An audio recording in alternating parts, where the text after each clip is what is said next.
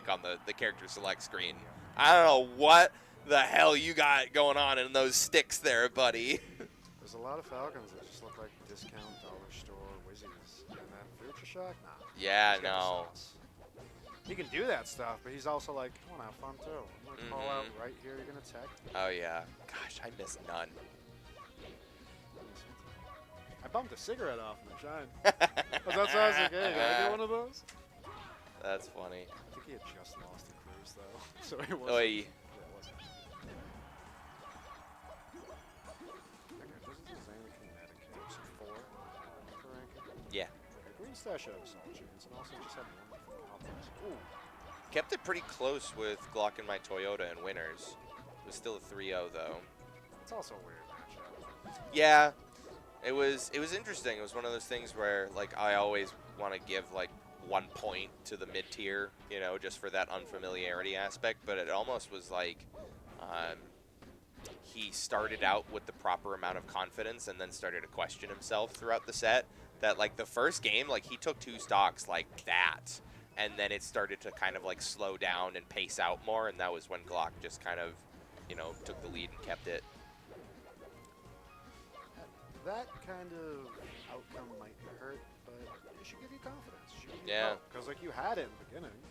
I swear to God, that's what happens to me every single set. Like, I will basically 0 to death my opponent in the first stock and then get washed.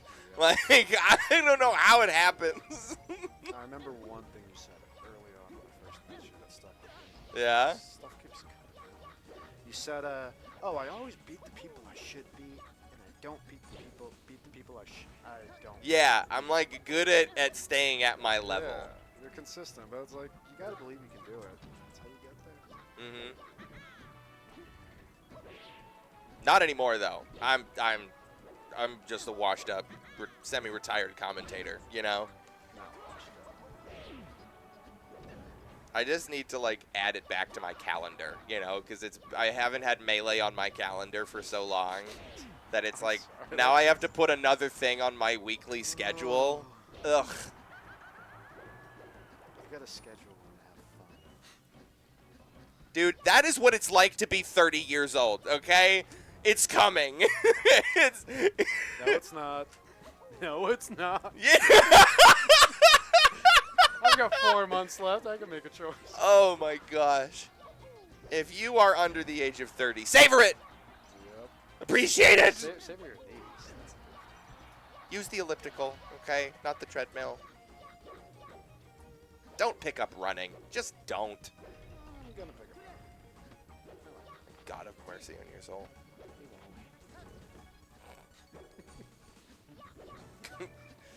God will bum me a cigarette, and then he's like, all right, get out of here. Yeah, let me get a cigarette real quick. Keep holding this gun and idolizing that other things.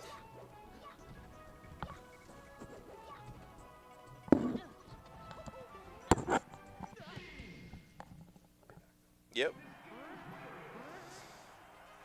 Oh yeah. I've had these on for like 4 hours now, I think, or something, like ever since singles started. And yeah, it's like you know, when you've been driving for a long time, you get out of the car and then the world is like still moving. You know, like I'm gonna have one of those moments when I get off a commentary.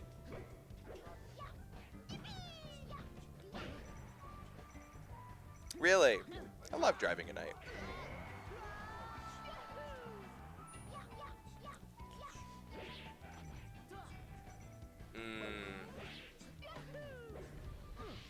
Oh. All right. So we are 1-0 Greenstach against Arn. And I think it just might be a similar situation. I don't know if Connecticut has a strong Luigi. Let me check if there is Club rankings. No. They've got Bingy. So I can, yeah, that would have been why Arn was so confident, or why it seemed like Arn was pretty confident going up against Glock and my Toyota. But yeah, I don't know. Are there any, I guess it would be like Khalib is a CT Luigi. Are there any other like notable CT Luigis? Like, would Arn have any sort of consistent practice with this matchup? Because, like, you know, not trying to rag on them, like, Glock and my Toyota is very much like a tier above Bingy. So it's like you can, if anything, Glock may have, like, picked up on the things.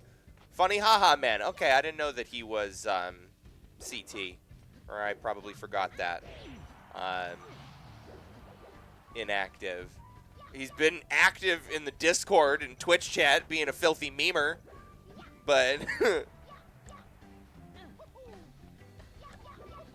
yeah, no, it's one of those things. It's hard to say with Greenstach. Greenstach is just good. Like, I remember, I think it was the previous Arcadian, the one that Abel won, where it was like literally Abel versus Saucy Main in versus Greenstach, sorry, in grand finals. And it was just so crazy close. I don't think I had ever really even heard of Greenstach before that event. And just ever since, Greenstach just performs very well.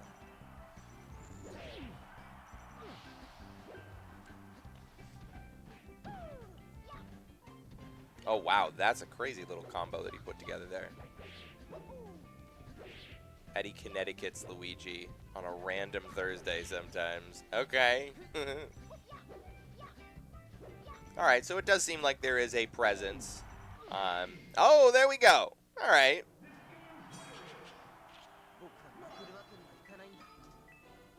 We have a 1-1. Solid stuff. So it's Luigi's counter pick now. I'm going to guess Dreamland. Fountain of Dreams. Interesting. Trying to think of the logic behind that. Very low blast zone, so Luigi can benefit off of going low with his recoveries, but it also kind of makes it so that you like really have to be good with your mashing. And then against Marth, I don't know if you're just probably going with the fact that the platform heights are weird and it's going to be harder for Marth to get consistent, like, beefy tipper setups off of the variable platforms, or at least make the check slightly harder.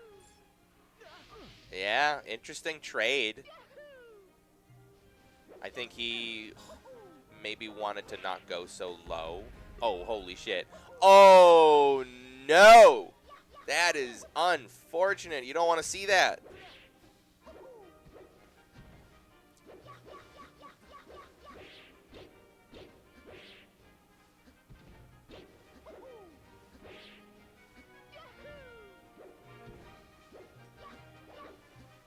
I'm trying to think of, like, how would this matchup kind of play out? Because, you know, on face value, you would think that the swingy Marth, disjointed hitboxes, he just kind of gets to control the pace and, you know, space out Luigi. But I think probably in the ground game, Marth is at a disadvantage. Luigi just has the capacity to so quickly close so much space, no matter how much you really think you're doing well with your dash dance.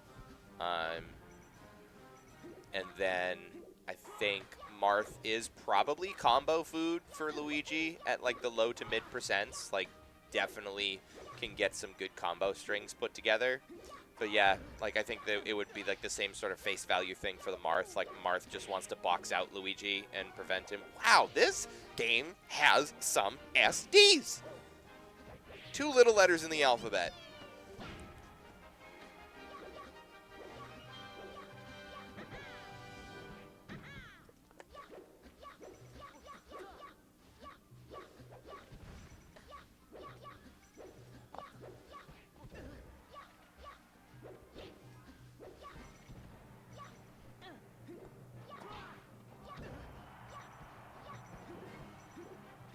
Setting up the edge guard here. could go either way, but it's definitely high percent on Marth. Like one good opening. Could potentially be one good opening for either character at this point here.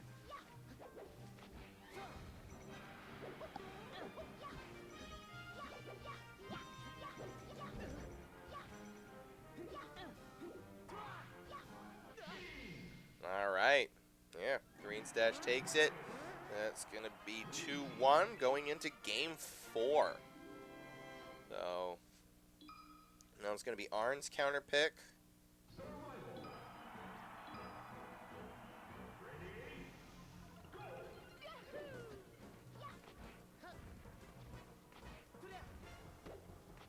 Going to Battlefield. Yeah, standard. Pretty simple. Makes Luigi's recovery slightly trickier just because he has to, you know, be more accurate with the ledge. It's kind of trivial in the larger scale of things, but it's worth noting, I think. Marth just never gives a crap about Battlefield ledges. Doesn't matter. Like, there you go. Oh, wow. I think that was a meteor, like, ground spike that he got to start that combo, and then continued it with, like, the normal, like, hard hit.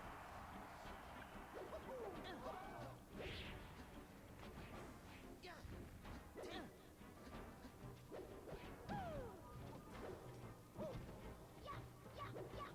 interesting. I feel like you really don't want to be stuck in your shield against Luigi in this matchup. Like, you always want to be at a point where you're actionable and you're capable of, like, swinging away and keeping Luigi at an arm's distance. Because, I don't know, like, all of Luigi's, you know, flowcharts off of grabs and what he can get. But we can see down throw fair is in the mix here. Hard hit, reverse down air. That might be curtains. Yeah. I don't know if he tried too hard with that fair there or just... It seems like that was a mistake. It's hard to identify what the mistake was there, because I definitely feel like Arn could have done an up B there. If nothing else. Oh, you hate that. That tilts you just a little bit. Just like, oh my god. It was right there. And now it's not. And now he's hitting me with dash attack. Like, Luigi is one of those characters that can just so quickly throw you off of your mental game with the misfire. Like, with misfires or just wonky recoveries or, like, wild nair reversals. Like, I think that's one of Luigi's, like, unspoken strong suits, is that he will throw you off of your balance, off of, you know, it's not like he's like Yoshi, where he has such a fundamentally different way that he approaches the game that you know, you have to completely revolutionize your gameplay. And it's almost like you do need to have a specific game plan for Luigi, but it's similar enough to your game plan for other characters that you can get kind of muddled. And that's where Luigi kind of capitalizes and then kind of can, like I said, throw you off your balance and really just make it tough on the mental game. Like, getting hit by a misfire, especially if the misfire kills or if the misfire is the reason why Luigi gets to, like, recover and get back to stage, and, like, God forbid he gets another combo on you and, like, builds more percent off of that. Like, it's just one of those things where, like, it's about as common, like, slightly more common than a 9. Like, 9 is 11%, misfire is 12.5%, I think. But, like, I don't know, there's almost like a defeated acceptance with a 9. Because it's like, it's still a move that has to hit. Whereas, like, there are so many misfire hits where you are not doing side B with the intention of hitting your opponent. and yet here we are, you know? Like, whereas with Game & Watch, you're clearly doing a hammer with the intention of hitting your opponent, and then you're crossing your fingers that it is going to be a 9. And so I think it's that sort of incidental like pickups and conversions that Luigi can get with Misfire that's tougher on the mental stack.